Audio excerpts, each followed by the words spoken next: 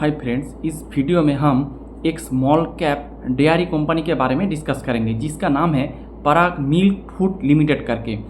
जो इस पराग कंपनी सिर्फ दूध नहीं बचता है, दूध के साथ बहुत सारे वैल्यू एडेड प्रोडक्ट भी ये लोग सेल करते हैं और इसके ये डिस्ट्रीब्यूटर के थ्रू भी सेल करते हैं। उसके साथ ये लोग जो मॉडर्न जो ट्रेड चैनल है जैसे आपका ई कॉमर्स, क्विक कॉमर्स, इस तरह का प्लेटफॉर्म के थ्रू भी ये लोग अपना सेल वगैरह करता है।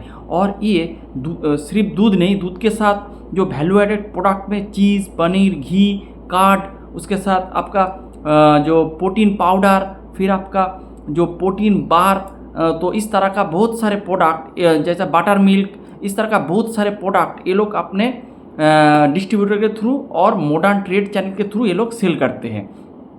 अगर आप इसका बिजनेस मॉडल देखेंगे तो इसका मोटा मोटी 5 वर्टिकल है। एक है आपका new age business. New age business में अगर आप देखेंगे उसमें ये लोग प्रोटीन पाउडर एवाटार करके ब्रांड के थ्रू बेचते हैं। उसके साथ ये लोग जो प्रोटीन बार होता है तो ये भी सेल करते हैं। ये करते हैं आपका न्यू एज बिजनेस कैटेगरी के थ्रू।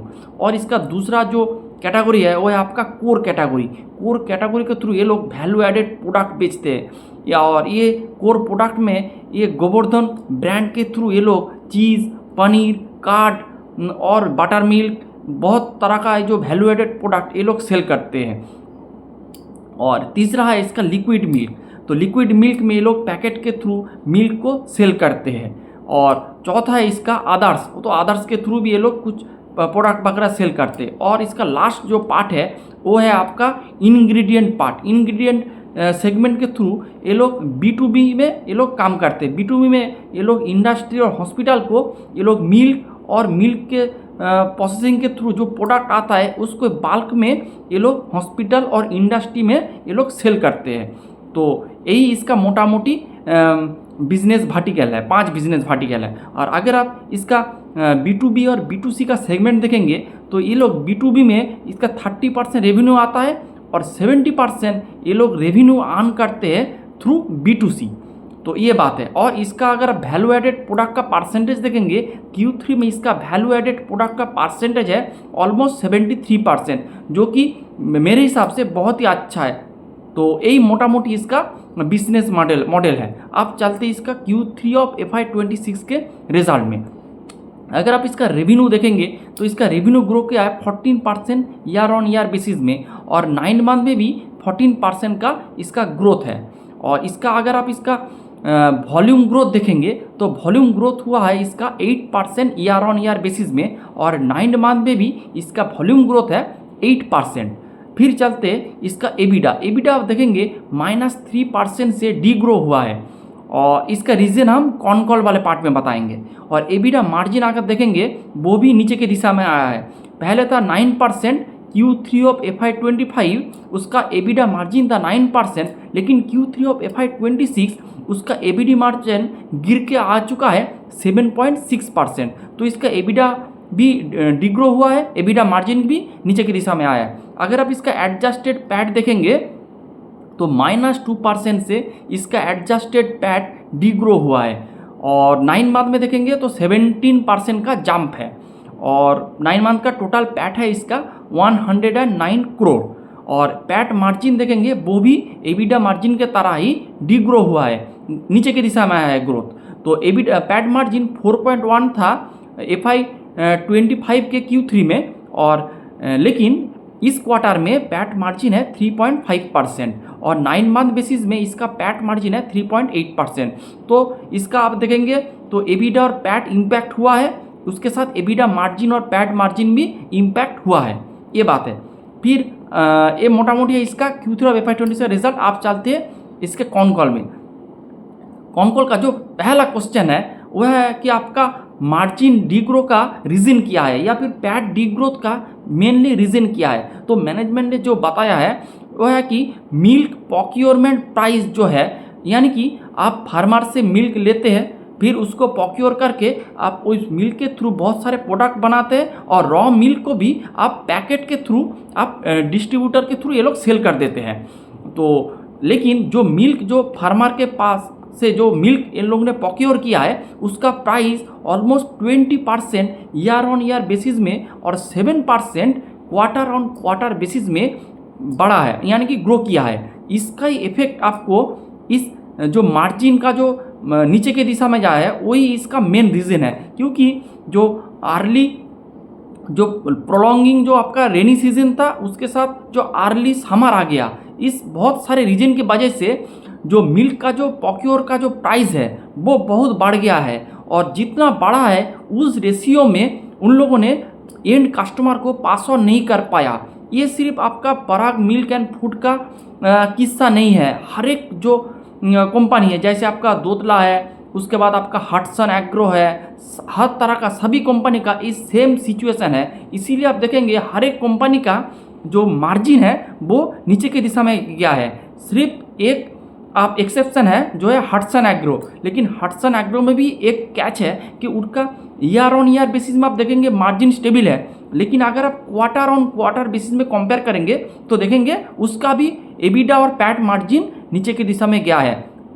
तो हर एक कंपनी इस सेगमेंट का हर एक कंपनी इस बुरे सिचुएशन से गुजर रहा है। लेकिन मैनेजमेंट ने कहा है जब अगला जो समर सीजन जब अच्छा आएगा तब उसका इस मार्जिन का ऊपर की दिशा में जाएंगे, क्योंकि आप देखेंगे जो आपका जो समर में उसका जो वैल्यू एडेड प्रोडक्ट का सेल ज़्यादा हो जाते हैं, तो इससे क्या और वैल्यू एडेड प्रोडक्ट में आप देखेंगे उसका मार्जिन थोड़ा ज़्यादा मिलता है। इसीलिए जब समर आएगा तो वैल्यू एडेड प्रोडक्ट का सेल बढ़ जाएगा और ये मार्जिन को बूस्ट करेगा। तो ये मेन जो क्वेश्चन था उसका आंसर मैंने दे दिया है। फिर चलते इसका जो प्रोक्योरमेंट का बात बता दिया है, फिर चलते इसका वैल्यू एडेड प्रोडक्ट के बारे में थोड़ा डिस्कशन कर लेते हैं। अगर आप देखेंगे इसका वैल्यू एडेड प्रोडक्ट इसका परसेंटेज बहुत ही ज़्यादा है। मैनेजमेंट का गाइडेंस भी था ये लोग 70% से ऊपर इसका वैल्यू एडेड प्रोडक्ट का सेल लेके जाएंगे। अभी Q3 में इसका वैल्यू एडेड प्रोडक्ट का सेल अगर आप देखेंगे तो 73% है। और इसका कोर जो कैटेगरी है, कोर कैटेगरी का भी मार्केट जो ग्रोथ वो बहुत ही तगड़ा है। इसका जो कोर प्रोडक्ट है, कोर प्रोडक्ट जो इसका ऑलमोस्ट 63% इसका टोटल रेवेन्यू में कंट्रीब्यूट करता है। और कोर प्रोडक्ट में ये लोग वो जो गोवर्धन घी, फिर आपका गो चीज़, इस तरह का जो प्रोडक्ट सेल करते हैं, गोवर्धन ब्रांड के थ्रू जो प्रोडक्ट सेल करते हैं वो पूरी वैल्यू एडेड प्रोडक्ट में आते हैं। उसका अगर आप देखेंगे तो उसका जो रेवेन्यू ग्रो किया है यानी उसका जो वैल्यू ग्रो हुआ है वो हुआ है आपका 20%। तो इसका जो कोर बिजनेस है, कोर बिजनेस बहुत ही अच्छे ग्रो कर रहा है और इसका वैल्यू एडेड प्रोडक्ट का परसेंटेज भी धीरे धीरे ऊपर की दिशा में जा रहा है। और जितना वैल्यू एडेड प्रोडक्ट का परसेंटेज ऊपर की दिशा में जाएगा उतना ही देखेंगे आप इसका मार्जिन बेहतर से बेहतर होके जाएंगे। तो ये बात है। लेकिन इसमें एक कमियां मेरे को लगी है जो कि है इसका आइसक्रीम का बिजनेस। अगर आप देखेंगे इसका कोई आइसक्रीम का बिजनेस नहीं है। अगर आप हटसन एग्रो का देखेंगे उसका अरुण आइसक्रीम का एक ब्रांड है। फिर अगर आप डोडला का देखेंगे उसका भी एक आइसक्रीम ब्रांड है। अगर आप हर एक कंपनी का आइसक्रीम वाला सेगमेंट देखेंगे तो आइसक्रीम वाला सेगमेंट बहुत तेज़ी से ग्रो कर रहा है और उसमें जो मार्जिन भी अच्छा खासा मिलता है। लेकिन इस कंपनी का यानी पराग मिल्क एंड फूड कंपनी का कोई आइसक्रीम का सेगमेंट नहीं है। ये मेरे हिसाब से एक नेगेटिव पॉइंट है। आपको जैसे आपका हर तरह का बिजनेस है, सब कुछ बहुत अच्छे से चल रहा है, आपका रॉ मिल्क का परसेंटेज कम है, ये भी बहुत अच्छा है क्योंकि उसमें मार्जिन आपको कम मिलता है।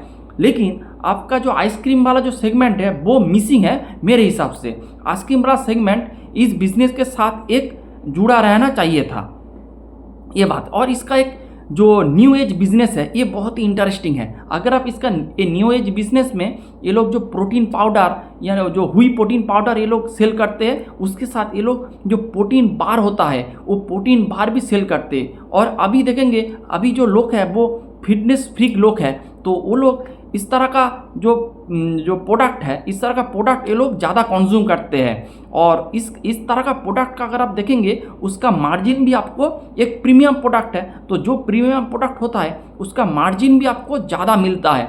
तो इस न्यू एज वाले बिजनेस का आगे अगर आप ग्रोथ देखेंगे इस क्वार्टर में almost 123% year on year basis में ग्रोथ है। और उसका मार्केट शेयर आप देखेंगे अभी 9% है पूरे रेवेन्यू में, और वो अगले साल की इस क्वार्टर में था 6%। तो इसका जो न्यू एज बिजनेस है वो बहुत अच्छे से रन कर रहा है। अगर आप इससे आगे वाले क्वार्टर में देखेंगे यानी कि Q2 में अगर देखेंगे उस क्वार्टर में न्यू एज बिजनेस का ग्रोथ था 80%, इस क्वार्टर में 123%।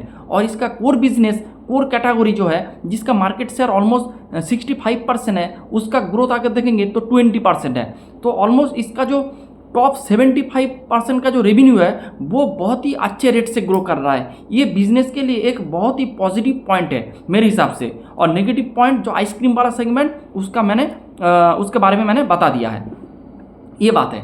और आपका जो कोर कैटेगरी है उसमें जो गोवर्धन जो घी और आपका गो चीज़ है वो मार्केट लीडर एक कंपनी है। अगर आप देखेंगे वो चीज़ वाले सेगमेंट में जो गो चीज़ उसका मार्केट शेयर है 35%, जो कि मेरे हिसाब से बेहतरीन है। मार्केट में इसका बहुत ही अच्छा खासा पकड़ है। और जो आपका घी वाला जो सेगमेंट है उसका भी 20% का ऊपर मार्केट शेयर है, वो मार्केट लीडर है इस दो सेगमेंट में। तो ये दूसरा सेगमेंट, ये जो दो सेगमेंट है घी और चीज़ का सेगमेंट, ये बहुत ही अच्छे से रेट से चल रहा है। उसके बाद अगर आप देखेंगे इसका कोर कैटेगरी बहुत अच्छे से ग्रो कर रहा है। और लिक्विड मिल्क देखेंगे उसका ग्रोथ है 5%, न्यू एज बिजनेस का ग्रोथ है 123%, कोर कैटेगरी का ग्रोथ है 23%, और अदर्स जो बिजनेस है वो थोड़ा डिग्रो किया है। उसके साथ इंग्रेडिएंट वाला जो बिजनेस है, जो B2B में जो सेल करते हैं, उसका भी देखेंगे 3% से ग्रोथ हुआ है। तो ये बात है मोटा मोटी उसके। तो इसका जो मेन जो दो कैटेगरी है वो बहुत अच्छे से रन कर रहा है। और मैनेजमेंट का गाइडेंस है कि ये लोग जो न्यू एज जो बिजनेस है, जो प्रोटीन वाला जो बिजनेस है, इस प्रोटीन वाले बिजनेस को अभी उसका मार्केट शेयर है 9%। अगले 2 साल के अंदर, 2 से 3 साल के अंदर ये लोग इसका जो रेवेन्यू का जो मिक्स है वो 9% है, वो इसको बढ़ा के कर देंगे 20%। इससे क्या होगा, इससे आपका जो मार्जिन होगा, जो मार्जिन इंप्रूव होगा मेरे हिसाब से, क्योंकि वो एक हाई मार्जिन, एक प्रीमियम सेगमेंट है। तो जितना आपका प्रीमियम सेगमेंट का परसेंटेज बढ़ेगा उतना ही आपको मार्जिन बेहतर से बेहतर होकर जाएंगे। तो इसका मार्जिन इंप्रूवमेंट का एक स्कोप अभी भी है। तो मोटा मोटी यही बात है। और ये लोग फोकस कर रहा है आपका ईस्ट और नॉर्थ ईस्ट में, ये लोग अभी इसका फोकस है, उस सेगमेंट में ये लोग अपना बिजनेस को बढ़ाने का इनका अभी फोकस है। तो मोटा मोटी यही इसका पूरा कॉन्कॉल था। उसके बाद अगर आप इसका गाइडेंस के बारे में डिस्कस करेंगे तो इसका अभी 9 मंथ का जो पैट आ चुका है वो है आपका 109 करोड़। तो ये लोग इजीली, क्योंकि Q4 अच्छा होता है, क्योंकि इसमें जो मार्च मास, फरवरी मार्च मास थोड़ा आपका समर आ जाते हैं, तो और इस बार तो समर थोड़ा ज़्यादा प्रोलॉन्ग हो गया, आगे आ गया। तो इसीलिए आप देखेंगे 150 करोड़ का ये लोग इजीली पैड बना देंगे, इसका कोई दिक्कत नहीं होगा। तो और इसका मार्केट कैप है ऑलमोस्ट 2500 करोड़ का इसका मार्केट कैप है। तो अगर आप इसको फॉरवर्ड पी निकालेंगे FY26 का, तो फॉरवर्ड पी आ रहा है 18% का मोटा मोटी आ रहा है फॉरवर्ड पी। और जो मैनेजमेंट का जो गाइडेंस था वो था आपका 20% ग्रोथ का गाइडेंस था, लेकिन अभी देखेंगे 9 मंथ के बेसिस पे 14% से ग्रो कर रहा है। तो ये बात है।